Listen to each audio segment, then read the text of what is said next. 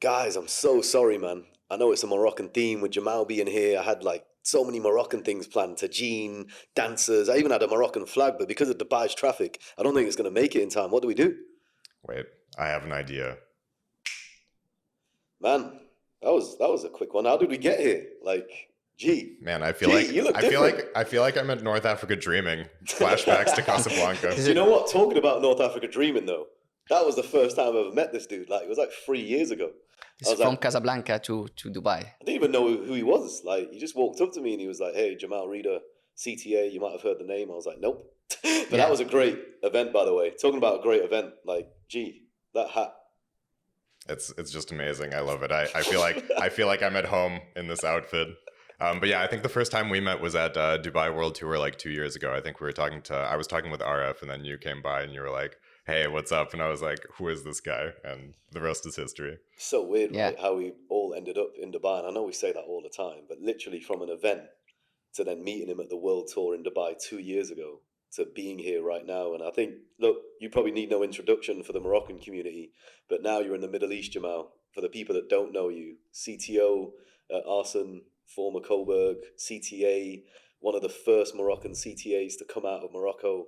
You've done a lot in your career so far, and that's what today's about, man. So thank you for being here.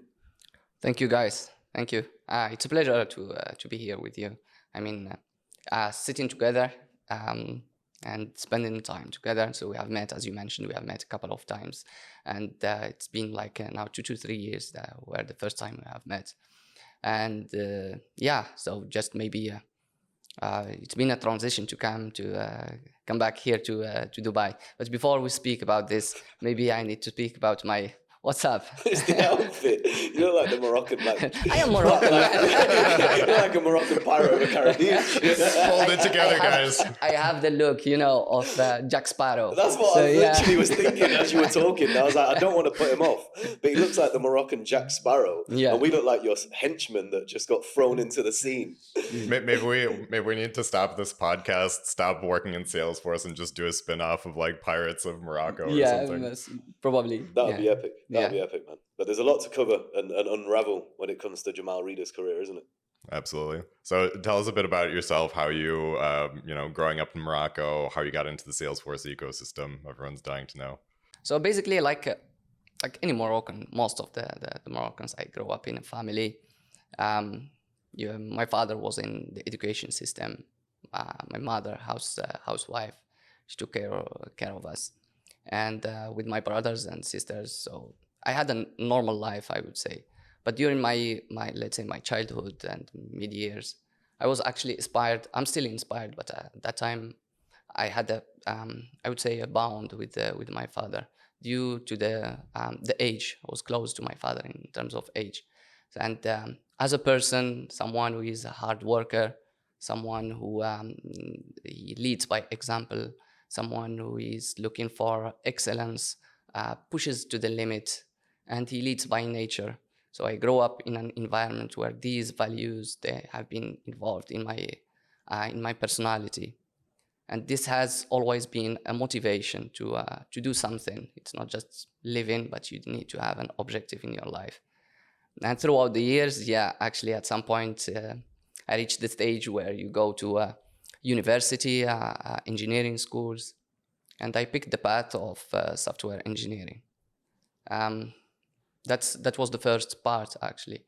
And then after graduating, I went to different technologies, and then there was a coincidence between me and Salesforce. When I was looking, actually at that time, we had a lot of developers, I believe, in the community on Java, on .NET. We had a lot, but in terms of CRM or ERP, not much. So there isn't an expertise. So I was thinking I need to do something that should make me different. I don't need to be like the others. So I picked something that doesn't exist a lot in the ecosystem. It is a risk. It was a risk, but I believe, the first time I went to them, they told me, "What do you want?" Well, I want to do ERP or I want to do CRM. But they said, "We don't have this. Why you want to do it?" This doesn't exist a lot in the market, and it's expanding in Europe. I think if we invest on this one, it will grow massively. But after that, I did not get an answer. I just got an answer that if you want to come, you will work on this technology, the existing technology. We did not have much, let's say, options. So I came back to work with that technology. But the first day, I realized that they spent the time, 3 or 4 months after our discussion, and they become a Salesforce partner, and they wanted to transform their current processes or current application from a .NET application to Salesforce. And I started with them for like 6 to 8 months. That was my first journey in Salesforce. So you took a risk there, Jamal. Yeah. Like at that time, like CRM not really being existent in Morocco, I can imagine it was like very low, in terms of like exposure. There wasn't much going on, and you took that risk and still went into it. I mean, yeah, there was an intuition about it, and I took that chance to discover new technology. And after 6 or 8 months, I realized that Salesforce is the technology that I want to invest in, either in Morocco or outside of Morocco, because I would say I fall in love with the technology. It's like a passion to become my passion. And I have decided to switch from that company, because I would say it's not their main stack. So, and then there was one company in Morocco, the only one, that is specialized in Salesforce. There was just literally one. 20 people, yeah, 20 people, only 20. They were the only ones. So I joined them, and this is where the journey as a Salesforce, let's say, consultant or developer or architect started in this company. Were you wearing that outfit on the first day? Hmm? Were you wearing that outfit on the first day? No. Just imagine like 20 dudes walking around, just dressed like this. No, we were not dressed like this, but I remember my first day actually coming with the pant, shirt, presenting myself, still a rookie. I've got a picture of G, by the way. We'll put it up. We'll show a young G. He's looking at me like, "How did you get hold of it?" Why did we bring this up? But man, like that time though, exciting. It must have been exciting for you. It was definitely exciting because actually, as I mentioned, I fall in love with the technology, and finding a place where you have brilliant minds in that technology. Some of them, they had already 3 years, 4 years of experience in Salesforce stack, back to the S control area, which is, it looks like dinosaurs right now. You're dating yourself. Yeah. And it's the right environment to grow, and especially we had a good spirit. It's like a family spirit, bounded, supporting each other, looking for information. Everyone can support you, and this is where my journey started for a couple of years. Before actually, it's something that not many knows, that that company was acquired by Salesforce in 2015. Really? Yeah. Wow, how lucky. Yeah. For you and the people that worked there at that time to go from an SME partner to the mothership acquiring you and then being part of Salesforce. And the very first partner in that region, and like first expertise in that region. Very interesting. It was actually a very good experience. So the first years before the acquisition, so we were used to work on a specific model. So there was a model, an operating model. And then after the acquisition, it's like, I don't know, with my due respect to partners and the SIs, but it's like you move from third division to Champions League. You move from Raja Casablanca, for all the Raja Casablanca fans. Wait, you're at a partner right now, right? Yeah, Be careful what you say. Yeah, definitely. It's basically like being at Manchester United right now, Jamal. Yeah, that's what it's basically like. That's typically it. Yeah. But at that time, yes, you move from a level to another level. You play with the big fishes, and the standards are higher. The expectations as well are higher, but I feel proud actually as well with the transformation that you go from a level to another level, and it's the first office in Africa as well at that time. And you have a delivery center, a full delivery center with different departments, different consulting, and we had as well a big leader, someone Maybe I will speak about that as well. But he revolutionized the way we were working. He inspired us. He led us to a huge transformation. And at the end, it grew from 20 people to around 300. Can we drop his name? Yeah, What we was can. his name? He was Samir Oh, Nasiri. Samir Hussain's Yeah, famous, Samir dude. He's Nasiri. infamous within the Salesforce ecosystem. Because Yeah. he wasn't just looking after, correct me if I'm wrong, he wasn't just looking after North Africa. No. So when we started, actually, Samir he was managing only the Morocco, and due to his vision and strategy and the way he manages the people, he leads by example as well. So leading by example, inspiring discipline, resilience, being at your back as well to support you to grow in your journey, the right way or the wrong way, but he's always there to support you, to put you on, push the limit, which is I would say that's the principle, push the limit.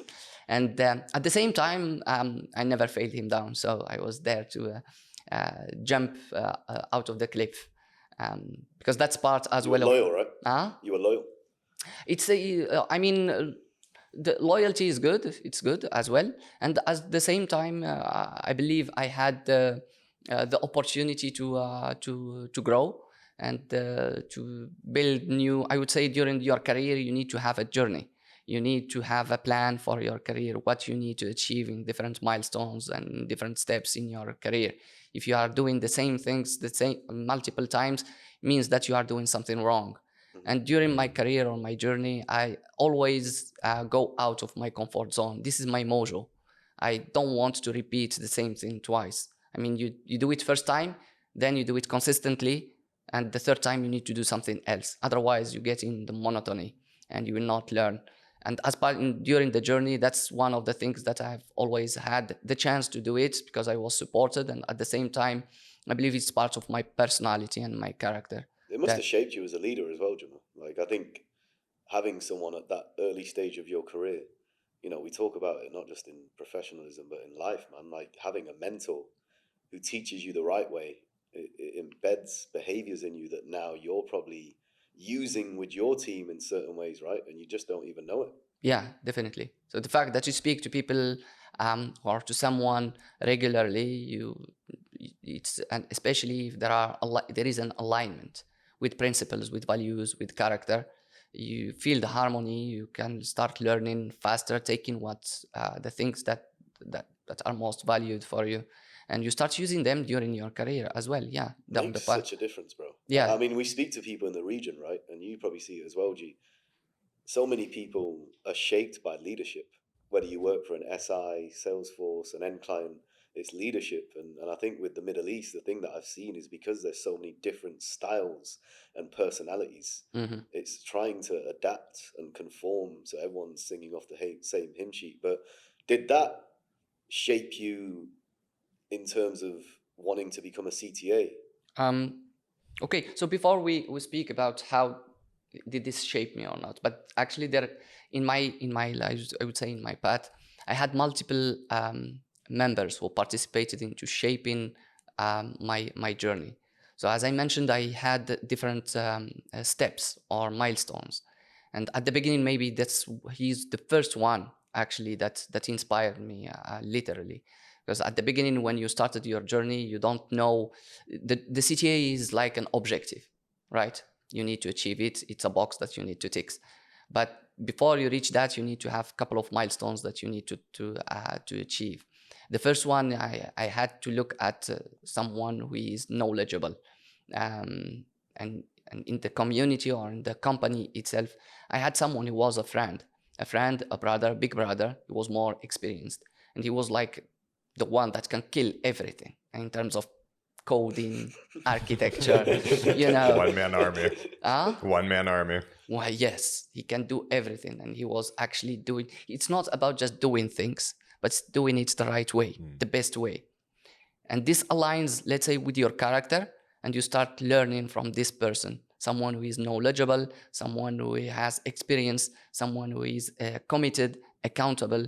But the most important thing, it's not just about the technology, but the character, the traits of personality, which is being available for others. And for this one, it changed myself, because I wasn't someone that, I would say in my beginnings, someone that can give back a lot. But the way he did it with me when I was, I would say, rookie at the beginning, I was assigned. That's just one example, because I keep remembering it every time. It was at the beginning, and I had something to build. It was critical. It came on Friday afternoon, and no one was there to support, and I had to deliver it on Monday. But I'm still new. I don't know what to do. So, and he was actually traveling. He had to take 4 or 5 hours of road trip. And he stayed with me till 11 p.m. to develop it, to give me the skeleton of the implementation. He shared his time, he shared his inputs, he put me on the track, and then he left. So spending this time with someone that you don't share any bounds with him, no relationship, you don't have no interests, no benefits, and just doing it, I mean... He's a good person. He's a very good person. And here I would like How many people do that in this day and age? I mean, that's why I'm mentioning it, because it's something rare. And every time I remember it... But that shows that you're a good person. But that shows you're a good person, because when people achieve success, they often forget the people that got them to that point, right? The fact that you still remember these people so dearly and close to your heart. Yeah. And it still gives you that goosebump. Yeah, it does. It did right feeling, now. Right? It did. Do you still keep in touch? Yeah, Marwan. This is for my brother, Marwan. Marwan, man, if you're watching. Yeah. The reason he's here, you're one of the reasons. Yeah, he's one of the reasons. I'm definitely one of the reasons as well. He's going to mention it. He gave me the first, he was the first inspiring, I would say, leader. And then, yeah, after that, we spoke about Samir, who transformed let's say, our path, and he brought Salesforce into the ecosystem and the Salesforce company with his values, with his leadership. And I grow up with big projects, big customers. So you fast track your path, always going out of comfort zone to do things earlier than expected. And sometimes in 6 months, you earn the experience of 2 years. And the more you do, the more complex things you do, the faster it is. And at some point, you realize that, yeah, maybe it's time. It's time to go to the next level, which is to let's kickstart the CTA road. The CTA road. What number is Jamal now? Like, how many CTAs are in the Middle East? I don't know. This is a number that no one actually has. There's a legit in the Middle number. East. There's a legit number. In GCC, we know you're number 9. But across the whole world, I've heard 400, 500. That's around 400, 450. I remember speaking to G-Man, and I was like, there's a guy that I'm going to bring to the region, and I've got him a role, and it's a big role, and he's going to be CTA number 9. I was just like, and I remember like speaking about it. I've never seen in one place that's still growing so many CTAs. Like, for you to be number 9, dude, that's insane. But the road, the journey, man, like, not many people, I mean, we've discussed it with G's journey. I know Tuan mentioned it. You know, I've spoken to other CTAs in the region, like Neha. Your journey, dude, what was it like? Like, the real scenario, because for anyone watching who wants to be a CTA, obviously it's not just about the end goal, the test. It's the whole journey, thing, right? So there is no, as we say in French, y a pas de baguette magique. Sorry, something about baguette? Y a pas de baguette magique. So it's not something that you can achieve it from one day to another. It's a journey. Okay. And the journey starts from your day one. First day when you start in a technology, what do you want to achieve? Where you want to be? How do you want to shape and to craft your personality? You craft your the personality, and then from a technology stack at the same time. How do you want to tackle topics? Because if someone always looking for just to do the job and move on, for me, that's not a profile of someone that seeks to be a CTA. If you want to do, you are on the path to do things, to do them right, regardless what the challenges are, despite the time time constraints, technology constraints, but you would like always to do it with a knowledge of a 360 view, with all the considerations, the challenges that go with it, which means that you will always learn something new. And by the time you keep deep diving into the stack itself, to know more. And the more you know, the more you become ready. Then when you, let's say you have the 9 domains in the platform, you have the overview of the platform, and you have a certain level of knowledge that you may become entitled to start the journey of the CTA. This is where you officially start the preparation, because the preparation itself is not just about the technology. It's about the communication, about the time management, about the considerations, about the people management, about the governance. I just had to laugh a little bit. Still working on that, aren't you, Jamal? No. This has just actually been just recently, but I'm not like that. Your wife disagrees, man. She told me you've always been like this. I mean, he already passed. There's no need for time management. Is that what it's like? I've got it now. No, but typically I'm sharp. It's just, it's coincidence in our last discussions. I'm only saying it, guys, because we went for dinner last night and he was running late again, and I hadn't eaten, and I was like, Jamal, and he's like, he went to the wrong cluster. He's always just like. Well, I'm still new here, so I'm learning the place. You are living in GLT, man. So I'm coming to you. I'm sorry. Your timekeeping is impeccable. It's impeccable, your timekeeping. No. But then, like, in terms of that, like, you talk about points that many people don't touch on with CTA, like the other side of it, not just the technical side, where you do the review and you sit the exams, but there must have been dark nights, man. Like, you must have to sacrifice so much, giving up social life, going out with friends, like, all that. Like, you must have put on hold for so long. That's true. You reminded me of a period, actually, when I started the journey officially. It started as by picking or selecting a coach, and one of them, he was. I thank God for him to be my coach, because he participated into crafting me and changing me, not only from a technology perspective, but at the same time from a personal values, because the reason why is I realized I discovered that after he became my coach, that's just to give you the let's say the path or the time path.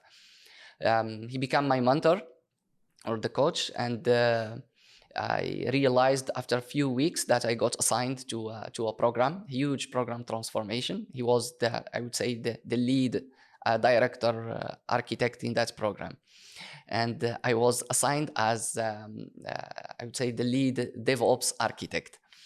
And the reality is, at that time, me and DevOps, I knew the basics of a release management, of deployments, processes that I was able to manage myself in projects. But being as staffed as a DevOps architect means that you need to know the infrastructure, everything that is around pipelines, branching strategy, complex strategy, especially that it is a customer that they had 4 production orgs and more than 70 projects running in parallel. And they were legacy. And you had to do this transformation. And then at the same time, I have my CTA journey that I have started, and you need to read more, you need to prepare, you need to study, you need to write, you need to do mocks, you need to do scenarios, and you need to keep up with both of them, while the expectations in both of them are high. So the first 3 months, they were nightmares, sleepless nights. I feel like there's the extra pressure where you're, reporting to a CTA effectively on a program. This guy can probably, host a 4-hour workshop without preparation on the topic, and then you are not fully comfortable with that topic, and you have to both deliver and, deliver the CTA stuff. It's a lot to juggle. How did you manage to juggle all of that together? So I realized after we finished the CTA and finished everything, that he was the one who put me on the program, and I believe it was good, because I was meeting him every day, so I was learning from him every day on all the aspects, from a technical and from a personal side, and I won't lie that at the beginning he is a CTA and he's a director, but he was hands-on, which is something that inspired me. It's not just you become a director or you become a leader and then you take your hands off and you leave your team in the dark. But he was the one that actually puts the skeleton of things, especially in the first weeks, to put you on the track, to give you the right inputs, the right insights, give you the right level of detail so that you can go and do it by yourself. And at the same time, during the CTA journey, he crafted as well with me the framework. So we took it step by step to let's say shape the way I work, the way I present things.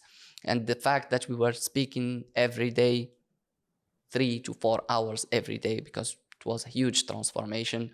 I learned as well how to lead by example, how to champion your team, how to motivate them, how to get the maximum from them, and at the same time to be hands-on with them. Whenever they need you, you need to lead by example. That's, for me, I trust in this one. And it's about your team, it's not about you. And this is where many, they make mistake, because they think that's, I am a one-man show. No, if you don't have a team and the team is not behind you, you cannot do much. And you need to inspire them so they can. Yeah, as they say, it takes a village to raise a CTA, right? Exactly. Do you have to have a coach? Do you need a coach? Were you in Salesforce when you were doing this? Yeah, I was in Salesforce. Yeah. So in Salesforce, the way it works is if it hasn't changed now, is you're paired up with a coach. You go through an internal program, and they kind of guide you through the program. There are a bunch of additional steps. If you're external, then there's no formal requirement for a mentor. Would the next step for you to then be to coach someone to CTA? If we were at CTA, I mean, it's. I did coach one. I did coach one at Salesforce. Where's yours? G never gave back. He goes, I've done it now. But I was still at Salesforce. A few folks. So in Salesforce, we foster, let's say, this culture. So whenever you become a CTA, you can start coaching others, mentoring others. Yeah, and I feel like the great thing is it's not a formal expectation. It's not like, okay, you passed, we're assigning you a person to mentor. It's just you're kind of expected to do it. It's like so many people helped you. Now it's your turn to give back. And honestly, I don't know anyone that hasn't done that, even though it's not enforced. You too. Amazing. I mean, like anyone that I've spoke to around the world, and we were talking about that dude in London, everyone always says that you guys give back. Like you're the first to actually, if someone messages you, always reach back out. So testament to you both. Thank you. It's part of my, I don't know if this is a testament, right?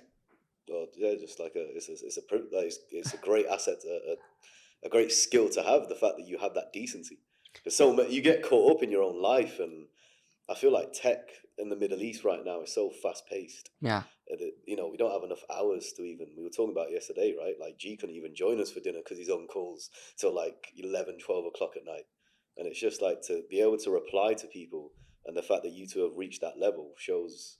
It's admirable. But I feel like listening to your story, it totally makes sense. You had 4 very strong mentors that kind of helped you every step of the way. Yeah. Of course, it would make sense that you need to give back. To return the favor to the next generation. So that's definitely, amazing. It's I mean, it's parts as well of my nature and DNA. If the more you give back, I mean, you don't need to expect return, but it's natural. You give back.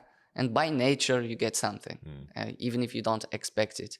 And the more, even when you contribute to the community, if you remember the Arabia Force Academy, it was an initiative that was created by a colleague, and we participated we built it together, where we have supported the community, the Arab community, to learn Salesforce.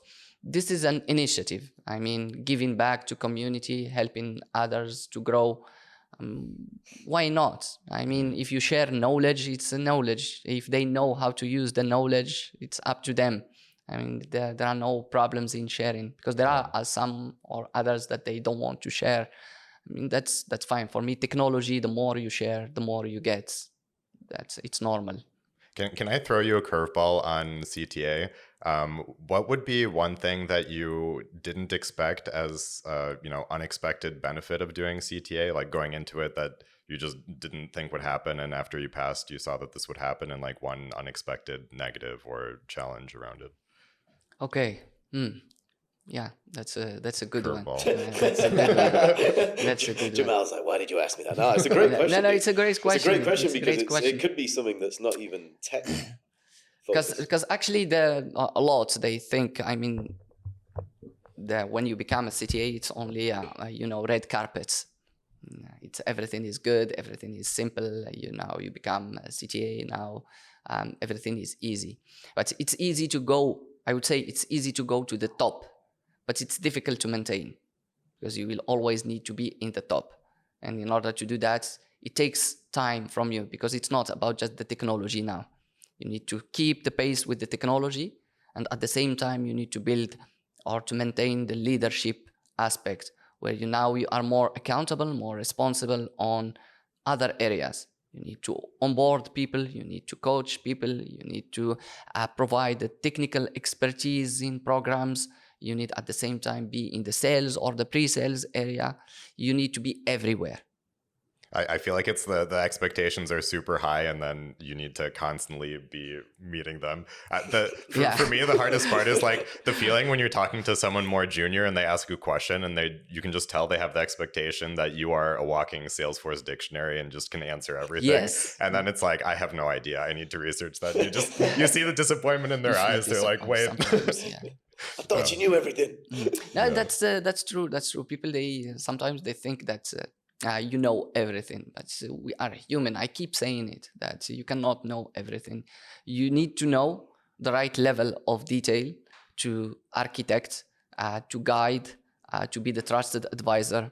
But the low level detail, you don't know it all. I mean, if we have a rational. I mean, this is different. We are different, I would say. Do you have a card? Like, do you get a card or anything once you get it? No, does it get you discounts in places? No. Like Jamal, were you walking around the streets of Casablanca just going, hey, Not CTA? yet. Not yet. I mean, I had this like mental image that it would be something like receiving a golden hoodie. At Dreamforce, you go on stage with Mark and he puts it on you. I had like a mental image of that. They don't give you a that card. That doesn't happen. Like even a badge that says CTA. No. Salesforce, come on, man. I printed out a like 1 meter long poster board to take a. But you did that yourself. Picture. Yeah. But That's after like getting yourself your own birthday cake. You got to do what you got to do. So, what happened to you after CTA? Like, how long were you at Salesforce? What happened at Salesforce? Did you get new roles, promotions? What was life after CTA like? And I guess, how did that align to your expectations of what life after CTA would be like? Okay. So after the CTA, I believe now there are expectations that you would like to have more responsibilities. So by default, when you get the CTA, the expectations, they become much more higher. So at the same time, you have your own vision where you would like, what you want to achieve, what you want to do, where you want to be in the next, let's say, chapter. So me personally, I wanted to have more leadership, more, I would say, coaching, monitoring, participating in a way or another in the growth of the organization. It was unofficially done, but you want it to be more visible, participating into the community as well as an image or as a brand of the company. And after the CTA, I stayed for 2 years at Salesforce. And during this period, I would say not much changed in terms of a career path. Was that a bit of a bummer that you reached CTA and nothing changes? I would say, yeah. I mean, is it just you didn't have anywhere else to go? Like you reached the top? In Morocco, I would say, I believe yes. The same things they started to. So at the end, it's either you move to a people management, or you stay on the technology stack. Okay. And me, I'm a techie. I figured it out by the notes that you have. Structure. I like structure. So by nature, I'm a techie, but doesn't mean that I cannot do or I don't want to do other aspects that are related to other departments. But just being a people manager by itself only, that's not my motivation, my aspiration. I'm not inspired by this. And at the same time, I wanted to be inspired as well by other leaders, by have other aspirations, to have another growth plan. So during these 2 years, I was trying to find my motivation to do something else. And then, it clicked that maybe it's the time to have other aspirations, to look for a different role where I can unleash my potential and my power. I love that, man. Unleash. I think that, like when you talk about that, it was weird because going back to where we met at North Africa Dreaming in Casablanca, and then we met obviously Dubai Dreaming. The World Tour. Uh, and I remember you were like, "Hemi, man, I want to come to the Middle East," and you had been thinking about it for some time. Like, it's something that you had actually researched. You saw the growth. You thought this was going to be the region. And I remember like Jamal was like, "Dude, you got to get me here." And I was like, "Jamal, it's going to happen. It's going to happen." And then Coburg came along, a conversation with Mo.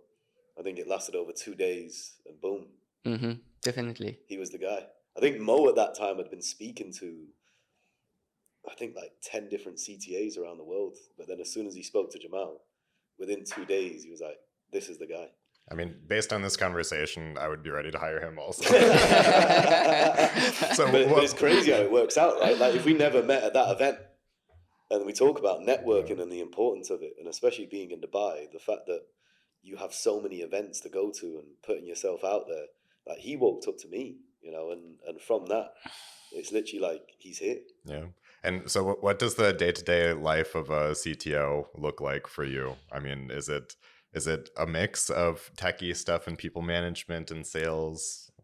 I would say yes. Yeah. I mean, the plan of the week, I would say, not plan of the day, but the plan of the week. Yeah, it's split between the people management, I would say the techie topics, the C-level discussions with the customers, and at the same time the pre-sales. So more the pre-sales or the sales, crafting the way the Salesforce way, in terms of discovery, in terms of statement of works, estimation, to have a decent and good statement of work that will actually reply to customers' expectations. Because from the region here, this is an aspect that needs to be worked on in terms of maturity from both sides, from a customer side and from a partner side. Do you see that as a gap? I believe yes, there is a gap here in terms of process maturity. Did you see that in Morocco as well? Me personally, I did not work on any Moroccan projects. All my customers, they were EMEA. I was focused on EMEA South and UKI, EMEA Central. I used to travel a lot, every week, every 2 weeks. So this is why I've learned a lot, because when you are in front of the customer, in front of the people, you can see things happening on the Do you ground. think that's one of the skill gaps, Jamal? Now that Yeah. you're here, because we talk about it, right? Finding someone that you can put in front of C-level. I think a lot of the people that I've placed, including yourself, are all very senior people who can actually be in front of customers and speak their language. Do you think that's one of the biggest gaps in the market? If someone's watching and they are in SF and they're in their ecosystem, do you think that's an area that they can capitalize and focus on? It's about what we say in Salesforce, trusted advisor. So you need to elevate your customer. You need to educate your customer about the right products, the right tools, the right methodology, the level of expertise that they need, or the either from a functional or business side and from a technical side, to have a proper governance from either a project management governance, technical governance, and proper, let's say, ground and planning. And if you don't have the governance first, and if you don't have the right stack or the right team, you will definitely mess up your project. So someone who wants a customer to succeed, he needs to put with him the governance, and he needs to control and set expectations, because expectations are important. And I feel like the real sweet spot for an architect is someone that's in the middle, so can talk to the customer, but is also super deep. And you want someone really in the middle. There are a lot of people that are great at talking to the customer, but just have no depth, or are super deep, but cannot hold a conversation, cannot convince people. So I think if you're watching, like, figure out how you can get towards the middle. If you're exactly. On one of the contact these two, like if you need mentorship after everything they've said. In terms of the partner you joined, obviously Arsen, formerly known as Coburg, they won Partner of the Year Yeah. Not a bad partner to join, right? Jamal joins, Exactly. and 3 months later they won Partner of the Year. Is there any coincidence there? I don't know. You tell me. I think he got his CTA celebration moment on that stage when he got up there and was holding the Dude, we the were sitting trophy. next to each other. I was so proud. I was like, there he is. I was like, mate, where's my shout out? I was like, thanks to Hemi Serwell for bringing me in. I'm joking. No, For but you, like, what's the plan with them? Like, how do you see them going now that there's more partners coming to the region? Yeah, so first thing I would like to say that Mo actually is doing a great job. Shout out Mo Yeah, Salom. shout out to Mo. The way he built the company in the last company that has 3 or 4 years, and to see the way it's running, the people that he brought, the culture, he does have the communication, the level of communication, expertise, the relationships, the investments that they are being put, all that doesn't go unnoticed. No. How many people do you have now? So we are around 80. That's good size, man. Yeah, and it's brilliant minded. I mean, I'm very surprised positively with the culture, with the way of working. There are some brilliance. There are always, levels, but there are some people that I've seen there that I'm seeing now. To be fair, some of them, they are even better than Salesforce guys. Really? From a business analysts, they are crazy. And Just with your to be, mentorship, that's going to go to another level, right? Yeah, I mean, that's I would say the objective. So to come to an organization, to put more structure, to scale, create more expertise, to do more coaching, mentoring, growing them as well, or to bridge a gap between business and technology. So it's Salesforce oriented mindset. And this is this is where the vision is. That's good to see, man. Have you now the wife's here, obviously, and the family's here, you're a bit more settled. Where's the best go-to place for Moroccan food? Because me and G need some Moroccan food, man. Shumisha. Shamisha. Is that the best place in Dubai? Yeah, she back to the 90s, the first 2000, she was on TV. Really? She was doing cooking on TV and so on. So Shamisha is a person, not a restaurant? Yeah, she is a person, but her restaurant is... it's in Dubai? Yeah. What's your go-to dish? For me, I have a couple, but I can give a couple of names. You have couscous, the normal couscous. You have the tagine. You have bastela. Best what? Pastilla. Bastia. Bastela. Bastela. بالحوت. You ever had that? Pastilla with the... with that hat. I mean, with maybe I have. looks I like just a guy know what that it was serves called. it. Never mind. There is tangia. It's from Marrakesh. There are a lot of dishes. Maybe one day we can go. Moroccan food's beautiful. Moroccan food. I mean, it's not too spicy. It's sweet. You have different flavors. It's different. Yeah, So compared you're to... gonna take us, right? Yeah, I will. Right, cool. Like to probably wrap it up, Jamal, in the career you've had, you've been fortunate now to be here, CTA, CTO, you've sacrificed so much, you worked hard. What would your advice be to anyone watching that is not just from Morocco? Because you have a lot of fans. We put out that post, so many people from Morocco were like, man, can't wait to see this episode.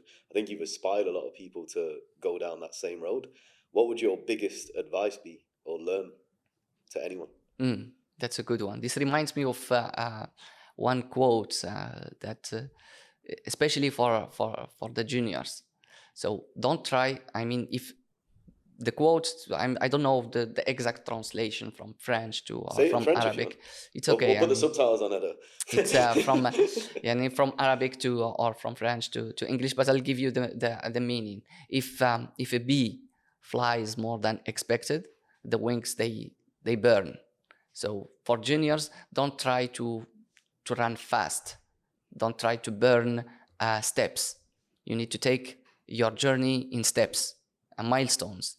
And you need to have your milestones measured by metrics, what you need to exactly achieve to ensure that you have succeeded in that milestone.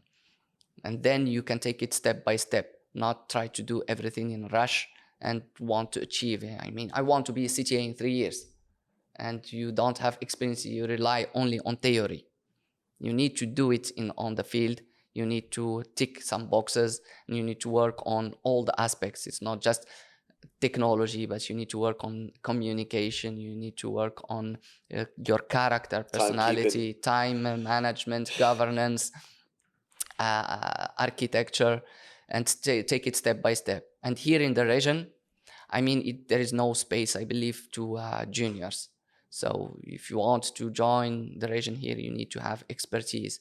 And in order to have expertise, it would take time, and spend the right time to build your brand, your image, your skills. Go out of comfort zone. Don't be afraid to jump out of the cliff, especially if you have the skills. Like you said earlier, there is no magic baguette, right? There is Yes. no magic. On that note, dude, I'm so hungry. My stomach's been rumbling.